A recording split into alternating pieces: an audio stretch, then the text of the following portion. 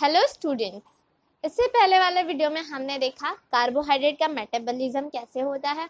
हमने देखा बॉडी के फंक्शनिंग के लिए एनर्जी की किस तरह ज़रूरत होती है और हम किस तरह एनर्जी हासिल करते हैं, किस तरह उस एनर्जी को हम अपने अंदर अब्जॉर्ब करते हैं, स्टोर करते हैं और किस तरह उसका यूज़ करते हैं। तो हमने कार्बोहाइड्रेट का मेटाबॉलिज्म देख लिया है। हमने जो सेल्यूलर रेस्पिरेशन देखा था, उस सेल्यूलर रेस्पिरेशन में दो टाइप के थे, एरोबिक एंड एनारोबिक। तो मैंने एरोबिक में आप लोगों को बताया था कि एरोबिक में किस तरह होता है, तो उसमें जो 3 प्रोसेसेस थे वो मैंने आप लोगों को बताई थी। कार्बोहाइड्रेट का मेटाबॉलिज्म हमने देख लिया था कि कार्बोहाइड्रेट में किस तरह कार्बोहाइड्रेट के जरिए हमें एनर्जी प्रोवाइड होती है। तो अब हम आगे बढ़ते हैं। मैंने आप लोगों को कहा था मैं एटीपी के बारे में बताऊंगी। तो एटीपी क्या है, मैंने आप लोगों को कहा था कि एटीपी एनर्जी के लिए यूज़ किया जाता है एंड एनर्जी का एक फॉर्म है। तो हम उसे एनर्जी करेंसी भी बोलते हैं, जिसको एटीपी को एनर्जी करेंसी भी बोलते हैं। सो स्टूडेंट्स, हम एटीपी देख रहे थे। एटीपी एक्चुअल में क्या है, उसे एनर्जी के लिए क्यों यूज़ किया जाता है। एटीपी को हम एनर्जी करेंसी भी बोलते हैं और उसे एनर्जी करेंसी क्यों बोलते हैं ये मैं आप लोगों को आगे बताऊंगी। पहले तो हम देखते हैं एटीपी एक्चुअल में क्या है। ये मैंने लिखा एटीपी। अब आप लोगों को देख के ही पता चल गया होगा ये किसी का शॉर्ट फॉर्म है, तो इसका फुल फॉर्म लिख लेते हैं। पहले इसका फुल फॉर्म है एडिनो सिन ट्राई फॉस्फेट। अब ये देखिए, आपको ट्राई फॉस्फेट देख के समझ में आ रहा होगा, ये 3 फॉस्फेट से मिल करके बना हुआ है। ये जो एटीपी है वो 3 फॉस्फेट से मिलकर बना हुआ है। जो इसका पार्ट है ये किन चीज़ों से बना है तो वो हम देखेंगे। तो पहले तो ये एडिनोसिन राइबो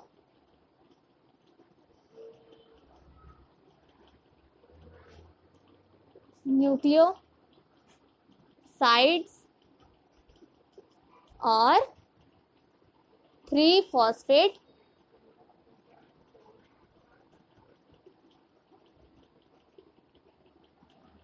मॉलिक्यूल से मिलकर बना हुआ है। यानी देखिए, आपको नाम में ही समझ में आ जाएगा, एडिनोसिन है तो इसमें adenosine ribo nucleosides and 3 try यानी 3 फॉस्फेट मॉलिक्यूल से मिलकर बना है। इसमें अब आप सोच रहे होंगे इसमें एनर्जी कहाँ है, एनर्जी स्टोर्ड क्यों है, इसे एनर्जी करेंसी क्यों बोला जाता है। तो ये जो एनर्जी है, इन फॉस्फेट के जो मॉलिक्यूल्स है ये 3 फॉस्फेट से मिलकर बने हुए हैं। तो ये जो फॉस्फेट को जोड़ने वाली जो बॉन्ड है, उस बॉन्ड में एनर्जी स्टोर्ड होके रहती है। तो जब बॉन्ड को ब्रेक करेंगे तो हमें एनर्जी प्रोवाइड होगी। तो हम देखेंगे इनमें ये किन चीज़ों से बना हुआ होता है। ये तो नाइट्रोजनस सब्सटेंस से बना हुआ होता है। वो नाइट्रोजनस सब्सटेंसेस क्या है वो मैं आप लोगों को बताती हूँ। पहले तो एडिनाइन से मिलकर बना हुआ होता है। फिर इसमें पेंटोज शुगर राइबोज होते हैं। पेंटोज शुगर इसलिए बोला जाता है क्योंकि इनका स्ट्रक्चर इस तरह होता है कुछ। ये इनका स्ट्रक्चर होता है, इसमें 5 साइड्स होते हैं, 1 2 3 4 5। तो इसलिए इनको पेंटोज शुगर बोला जाता है। इनका नाम राइबोज दिया गया है और 3 फॉस्फेट से मिलकर बना हुआ है, फॉस्फेट से। तो ये इनके कंस्टिट्यूएंट्स है जिनसे मिलकर एटीपी बना हुआ है। तो मैंने आप लोगों को एटीपी किस तरह फॉर्म हुआ है ये मैंने बताया है, इसमें क्या कंपोनेंट्स होते हैं ये बताया है मैंने। तो अब मैं आप लोगों को एक केमिकल प्रोसेस है उसके थ्रू मैं आप लोगों को समझाती हूँ किस तरह जब हमें एनर्जी की ज़रूरत होती है तो हमें एनर्जी किस तरह मिलती है। क्योंकि हमने देखा कि ये जो एटीपी है उसमें एनर्जी स्टोर होके रहती है, तो जब हमें ज़रूरत पड़ेगी तो हम उस एनर्जी को किस तरह गेन करेंगे वो मैं बताती हूँ अभी आप लोगों को। पहले तो मैं इसका स्ट्रक्चर बना देती हूँ एटीपी का। ये मैं एटीपी का स्ट्रक्चर बना रही हूँ। ये जो स्ट्रक्चर बना ये एडिनाइन है, एडिनाइन फिर इसमें देखेंगे सेकेंड नंबर पे राइबोज है, तो हम राइबोज को कनेक्ट करेंगे।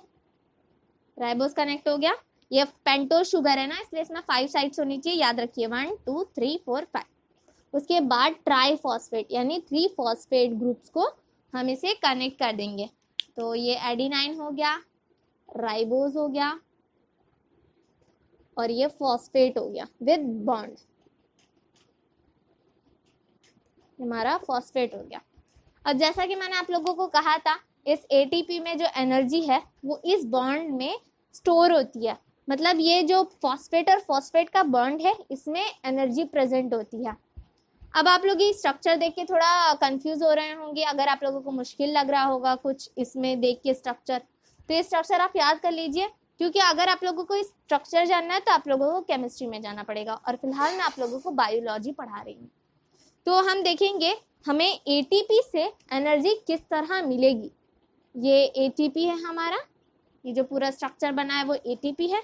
अब हमें एटीपी से एनर्जी लेनी है, तो किस तरह हमें एनर्जी मिलेगी, तो हम इसका प्रोसेस करेंगे तो हमें एनर्जी मिलेगी। तो पहले तो हम स्ट्रक्चर बनाते हैं। ये हमारा एडिनाइन बन गया, इसमें हमने राइबोज को कनेक्ट कर दिया, ये राइबोज बन गया। फिर हमारा बारी आती है फॉस्फेट की, तो ये जो हमारा फॉस्फेट है, अब आप लोगों को अलग अलग दिखा रही हूँ क्योंकि हमने ये फॉस्फेट बॉन्ड को ब्रेक कर दी जिसमें एनर्जी स्टोर्ड होती है, एनर्जी स्टोर्ड होती है। तो ये जब बॉन्ड ब्रेक हुई तो यहाँ से एनर्जी रिलीज हो गई, एनर्जी रिलीज हो गई, यहाँ से एनर्जी रिलीज होगी। ये एडिनाइन है, एडिनाइन वैसे ही रह गया, राइबोज भी वैसे ही रह गया, लेकिन ये जो फॉस्फेट फॉस्फेट बॉन्ड था वो ब्रेक होके एनर्जी रिलीज हो गई। और इसको जैसे हमने नाम दिया था इसको ट्राईफॉस्फेट, क्योंकि यहाँ 3 फॉस्फेट्स थे तो यहाँ 2 फॉस्फेट होने की वजह से हम इनको डाईफॉस्फेट नाम दे देंगे, यानी एटीपी से एडीपी हो गया।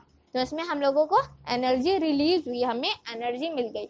अब आप लोगों को समझ में आ गया होगा कि एटीपी को एनर्जी करेंसी क्यों बोला जाता है, कि जब हमको एनर्जी की ज़रूरत नहीं होती है और हम कुछ फूड खाते हैं और हमें उसमें से एनर्जी मिलती है, तो इस एटीपी में वो एनर्जी स्टोर हो जाती है, इस बॉन्ड्स में एनर्जी स्टोर हो जाती है।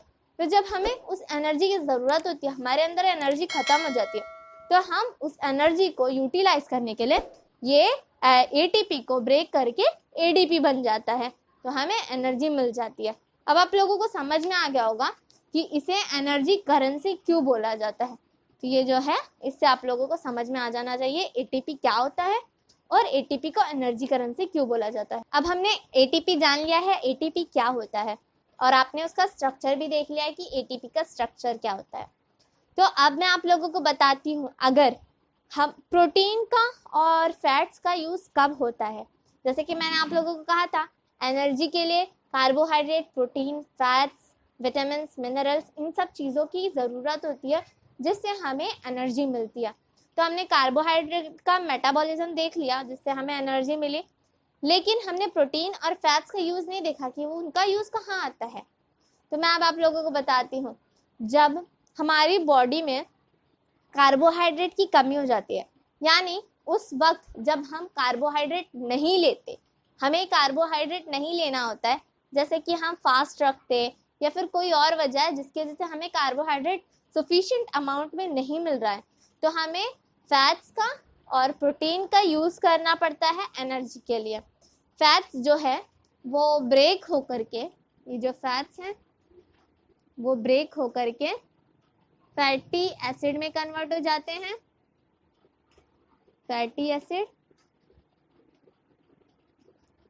और जो प्रोटीन्स है ये ब्रेक होकर के अमाइनो एसिड में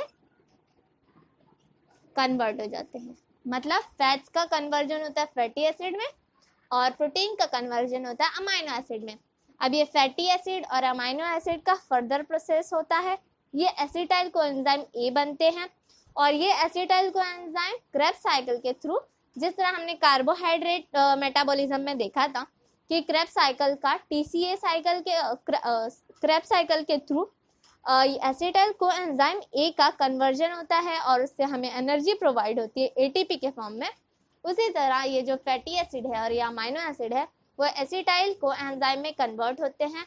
पहले पायरुवेट में कन्वर्ट होते हैं, फिर एसिटाइल कोएंजाइम में कन्वर्ट होते हैं, फिर ये एसिटाइल कोएंजाइम का क्रेब्स साइकिल के थ्रू पूरा प्रोसेस होता है, फिर हमें ATP के फॉर्म में एनर्जी मिलती है। तो इनका यूज़ कब होता है? जब हमारे पास कार्बोहाइड्रेट की कमी होती है, यानी कार्बोहाइड्रेट से हमें एनर्जी नहीं मिलती, तब इन दोनों का यूज़ होता है। तो उस वक्त हमें carbon dioxide, water and energy मिलती है। तो इस एनर्जी के लिए सारा प्रोसेस हो रहा है। ये एनर्जी के थ्रू ही हमारी बॉडी में फंक्शनिंग होती है। सेल्स को एनर्जी चाहिए होती है जिसकी वजह से वो प्रॉपर फंक्शन कर पाते हैं। तो देख लीजिए फैट्स का फैटी एसिड में कन्वर्जन, प्रोटीन्स का अमाइनो एसिड में कन्वर्जन, और कार्बोहाइड्रेट का तो आपने देख ही लिया है मेटाबॉलिज्म ग्लूकोज के थ्रू किस तरह हुआ, ये आपने देख लिया है। तो हमें एनर्जी मिल गई। ये रहा एरोबिक रेस्पिरेशन के थ्रू। हमने सेल्यूलर रेस्पिरेशन देखा, तो हमने इसमें एरोबिक रेस्पिरेशन देखा। एरोबिक रेस्पिरेशन मतलब जिसमें ऑक्सीजन प्रेजेंट होता है, यानी ऑक्सीजन के प्रेजेंस में एनर्जी का फॉर्म होना एरोबिक रेस्पिरेशन कहलाता है। तो हमने उसमें देख लिया कार्बोहाइड्रेट, फैट्स और प्रोटीन का किस तरह प्रोसेस होता है। अब हम देखेंगे एनाएरोबिक रेस्पिरेशन। पहले तो मैं आप लोगों को एक चार्ट के थ्रू एरोबिक रेस्पिरेशन का बता देती हूँ कि किस तरह प्रोटीन, कार्बोहाइड्रेट और फैट्स के थ्रू हमें एनर्जी प्रोवाइड होती है। तो अब हम एक रिप्रेजेंटेशन के स्कीमेटिक रिप्रेजेंटेशन के थ्रू देखेंगे कि हमें फैट्स यानी लिपिड्स, अगर आप लोगों को कहीं लिपिड लिख कर आए तो आप ये डरिएगा मत कि लिपिड्स क्या है। लिपिड्स फैट्स को ही बोला जाता है।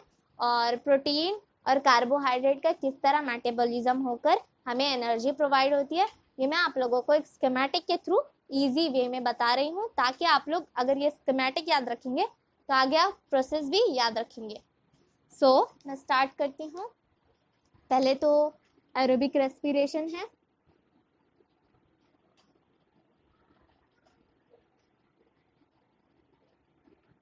रेस्पिरेशन टू गेन एनर्जी हासिल करने के लिए एरोबिक रेस्पिरेशन। हम 3 फॉर्म्स देख रहे हैं, कार्बोहाइड्रेट, लिपिड्स एंड प्रोटीन। तो मैं लिख देती हूँ कार्बोहाइड्रेट्स,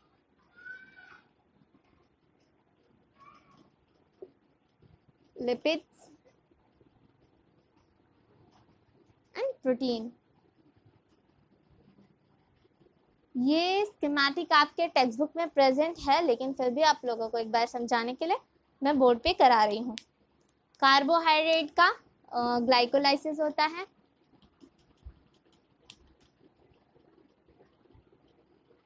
ग्लाइकोलाइसिस मैंने आप लोगों को पिछले वाले वीडियो में बताया है। ग्लाइकोलाइसिस क्या होता है उसके फर्दर प्रोसेस भी बताए हैं। प्रोटीन का अमाइनो एसिड बनता है, कन्वर्जन होता है बॉडी के अंदर जाने के बाद, और लिपिड्स का फैटी एसिड बनता है।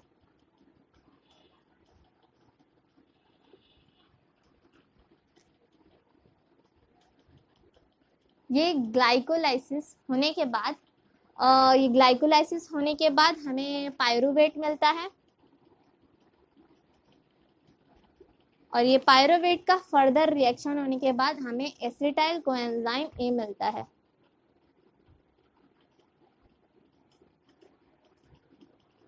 एसिटाइल कोएंजाइम ए, और ये फैटी एसिड से भी हमें एसिटाइल कोएंजाइम ए मिलता है उसका प्रोसेस होने के बाद। फिर ये जो फैटी एसिड है और अमाइनो एसिड और ये पायरुवेट का जो हमें एसिटाइल कोएंजाइम ए मिला है उसका क्रेब्स साइकिल से प्रोसेस होता है। क्रेब्स साइकिल यानी TCA साइकिल, CAC यानी सिट्रिक एसिड साइकिल भी हम इसे बोल सकते हैं। तो आप लोग कंफ्यूज मत होइएगा। ये प्रोसेस होने के बाद हमें ATP यानी एनर्जी, कार्बन डाइऑक्साइड, वाटर और एनर्जी मिलती है, एनर्जी। तो हमें एनर्जी चाहिए थी जो कि हमें कार्बोहाइड्रेट से इस जरिए मिली, प्रोटीन से इस तरह मिली और लिपिड से इस तरह मिली। तो हमें एंड प्रोडक्ट एनर्जी चाहिए था। स्क्रैप साइकिल सिर्फ कार्बोहाइड्रेट के लिए स्पेशली नहीं है, ये लिपिड्स में भी यूज होता है और प्रोटीन्स में भी यूज होता है। लेकिन प्रोटीन्स और लिपिड्स का जब ज़रूरत होता है, जब हम हंग्री होते हैं, हमारी बॉडी के पास कार्बोहाइड्रेट नहीं होता, प्रोटीन और लिपिड के ज़रिए ये एनर्जी स्टोर होके रहती है, तब इन चीज़ों का यूज़ हो जाता है। जब हम फास्ट करते हैं तो इस वजह से कार्बोहाइड्रेट की कमी की वजह से प्रोटीन और लिपिड्स के ज़रिए हमें एनर्जी मिल जाती है। सो स्टूडेंट, मुझे उम्मीद है कि जितना मैंने आप लोगों को आज समझाया है वो सब आप लोगों को इजीली समझ में आ गया होगा। सो अगर आप लोगों को स्टार्टिंग से समझना है तो मेरे फर्स्ट वीडियो देखें ज़रूर। अगर आप लोग वो देखेंगे तो आप लोगों को सेकेंड वीडियो जो है वो इजीली समझ में आ जाएगा। और अगर आप लोगों को कोई डाउट है तो आप लोग मुझे कमेंट सेक्शन में पूछ सकते हैं। अगर मेरा वीडियो आप लोगों को पसंद आया हो तो लाइक, शेयर एंड सब्सक्राइब करें। मेरा वीडियो देखने के लिए थैंक यू।